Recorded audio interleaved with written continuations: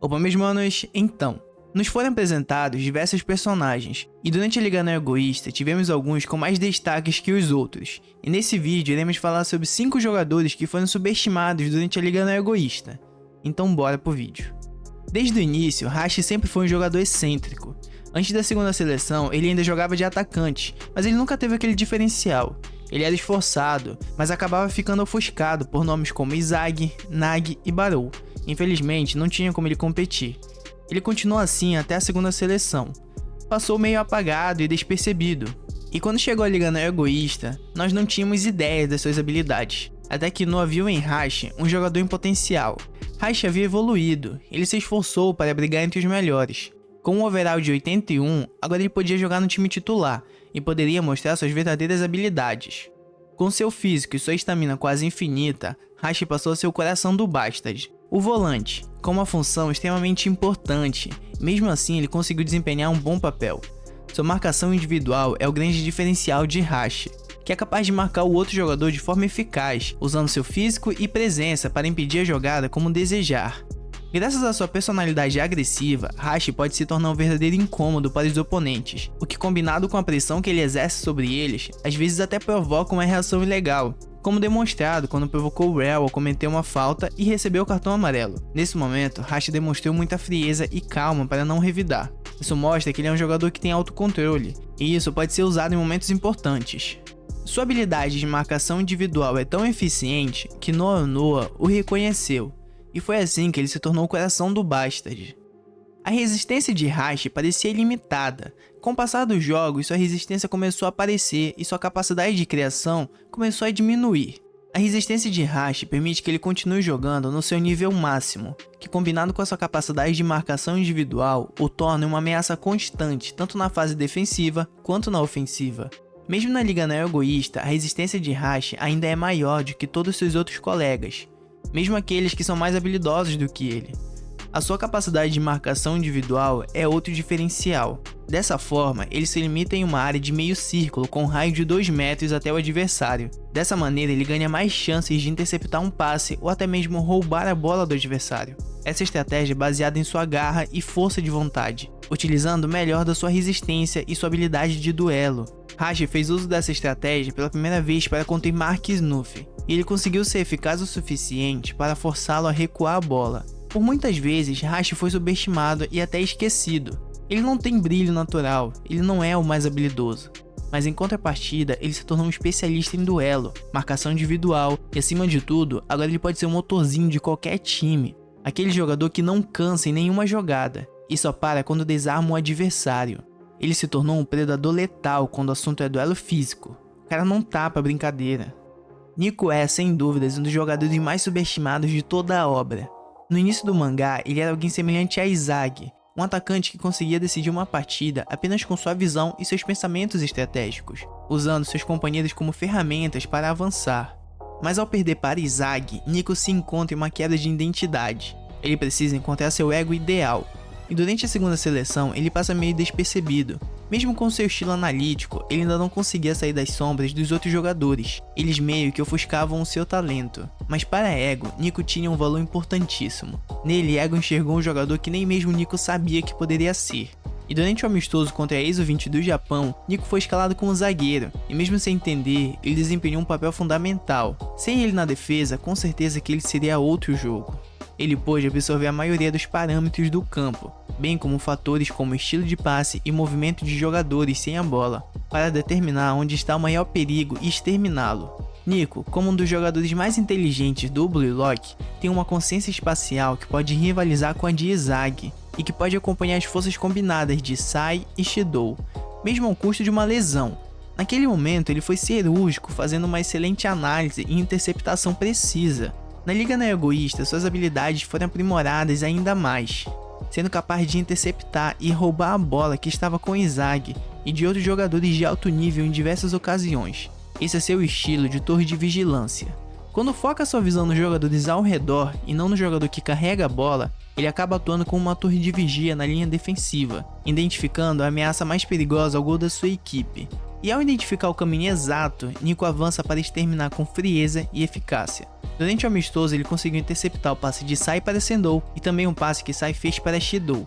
Durante a Liga Não Egoísta, Nick teve um salto gigantesco na sua evolução, que sob a tutela de Snoof ele conseguiu jogar como volante, desempenhando uma função extremamente importante. Seu papel ali era parar a primeira linha de ataque. Com sua Metavision, Nico conseguia ler o campo por inteiro, conseguindo analisar os dados de cada jogador e as jogadas e possíveis posições que eles poderiam ter em campo. Vemos como ele consegue desarmar Izag, que fica surpresa ao saber que Nico também possuía Metavision.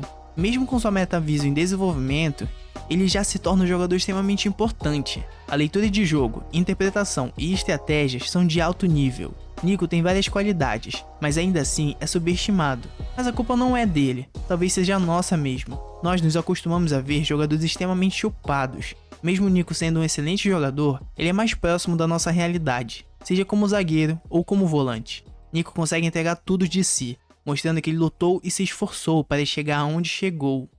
Hiyori desde o início já mostrava suas habilidades com passes extremamente precisos. Ele nunca foi aquele atacante focado em gols. Assim como Nico, ele era mais analista e pragmático. Hiyori era focado mais nos passes e movimentações para driblar. Conhecemos ele durante a segunda seleção. Logo na sua primeira partida, percebemos do que ele é capaz, e o ego também. Durante a partida contra a ISO 20 do Japão, ele foi escalado como ponta direita e lateral direito. Hiyori tem uma visão apurada, e ele consegue visualizar o melhor momento para o passe ideal. Ele também consegue avaliar as posições dos jogadores ao redor, bem como a situação em campo, para que ele possa receber a bola num espaço e passá-la para outro espaço. Ele também considera as posições dos seus companheiros de equipe dentro e ao redor da área do gol antes de decidir um passe. Sua visão permite que ele veja jogadas que seus oponentes não esperam, como sua combinação com o Carazo para driblar o sub-20. Seus cruzamentos são precisos e rápidos, ele pode realizar tanto no meio quanto na ponta. Com muita habilidade, ele consegue fazer uma curva rápida e precisa, sendo capaz de enganar vários jogadores com a trajetória da bola. Hiyori também é capaz de usar Metavision. Durante a Liga Não Egoísta, inicialmente ele era o único jogador capaz de acompanhar Izag. Quando Noah chama Kiora para substituir Kurona, Izag intervém e pede para Hiyori entrar. Ele sabe que naquele momento, Hiyori era o único capaz de acompanhar sua visão e jogar em igualdade. E também, Hiyori tem um excelente controle de bola, sendo capaz de dominar e logo fazer um passe, liberando a bola no mesmo momento que a recebe. Ele é capaz de executar técnicas que lhe auxiliam tanto nos passes quanto na finalização. Hiyori é um jogador extremamente frio e calculista. Quando atingiu sua Metavision, suas habilidades se completaram. Ele foi muito importante na partida contra o Uberis e PSG, mas a verdade é que mesmo com todas as suas habilidades, Hiyori ainda é subestimado. Ele fica mais como suporte e coadjuvante do que aquele jogador que pode fazer a diferença. Se ele não entrasse no jogo contra o Uberis, muito provavelmente o Bastard iria perder. Hiyori não seria o suporte nem parceiro ideal para Izag naquele momento. Ambos estavam em patamares diferentes, então caso Hiyori não entrasse, Izag não conseguiria vencer a defesa sólida do Uberis. Ele entrou naquele jogo para fazer a diferença, se tornou a peça que faltava no quebra-cabeça de Izag, mas ainda assim, ele não é tão reconhecido. Facilmente ele entraria no top 10, mas infelizmente isso não aconteceu. Carazo é outro excelente jogador que tinha os holofotes, mas aos poucos foi sendo deixado de lado. Durante a segunda seleção, quando ele é apresentado, vemos o quão bom o Carazo é no mano a mano. Com seu controle de corpo e suas fintas inteligentes, ele consegue extrair o máximo dos seus adversários. Ele demonstrou ser um excelente meio-campista, com sua mente tática e suas habilidades para manter a bola. Ele lidera seus companheiros e ajusta suas posições para avançar. Com uma capacidade analítica afiada, Carazo consegue perceber os pontos fortes e fracos do oponente, e assim consegue lidar de maneira adequada. Com um excelente senso de posse de bola, se não o melhor em Blue Lock, ele consegue usar sua consciência espacial e sua habilidade única para controlar os espaços com as mãos, medindo a distância entre ele e o oponente. Carazo usa seu corpo, mais precisamente seus braços. Ele elimina qualquer chance do adversário avançar controlando o espaço para recuperar a posse de bola. Durante a Liga Não Egoísta, Carazo foi extremamente importante, bloqueando o passe de Izag com a Metavision, interceptando o passe de Kaiser, ganhou a disputa com Kiora, que é extremamente forte, e mesmo assim conseguiu achar um passe para Charles, antecipou os movimentos de Hiyori e ainda matou a bola no ar. Passe de calcanhar, ganhou na disputa com Izag, subiu para o ataque para servir de apoio, e bom, já é o suficiente, né? Meus manos, contra o Bastard, o Carazo voou muito. Ele jogou demais. Além de todos os exemplos que eu citei, ele ainda desbloqueou a Metavision, que só esse upgrade já transforma ele no meio campo de elite. Durante a segunda seleção, Carazo chegou a fazer parte do top 6 melhores de Blue Lock. Embora nós saibamos que esse top 6 não era real, só o fato dele ser escolhido já mostra sua qualidade. Na minha opinião, Carazo tem todas as características de um excelente capitão.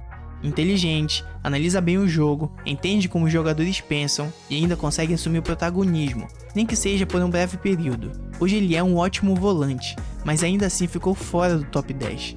Carazo foi e ainda é muito subestimado. O que poucos sabem é que ele é capaz de equilibrar ou desbalancear qualquer partida.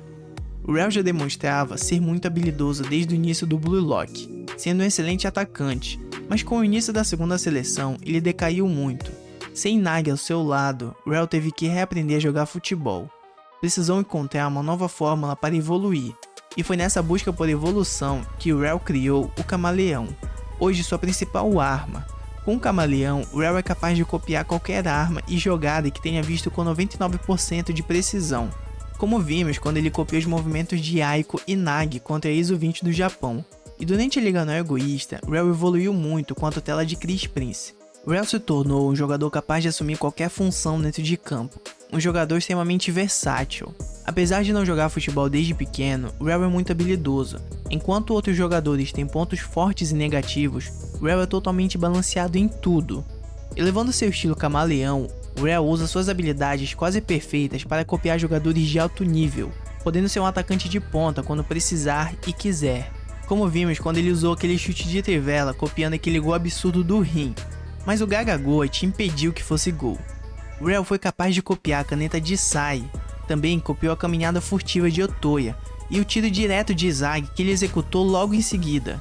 E bom, junto de Tigiri, Rell carregou o time do Manshine, jogando como volante e sendo o coração do time, e como meio avançado, suas jogadas eram buscando o Nagi ou Tigiri, mas o que realmente ofuscou seu potencial foi ter depositado todo o seu esforço em Nagi. Rell tinha tudo para ser o melhor do Manshine, mas isso não aconteceu.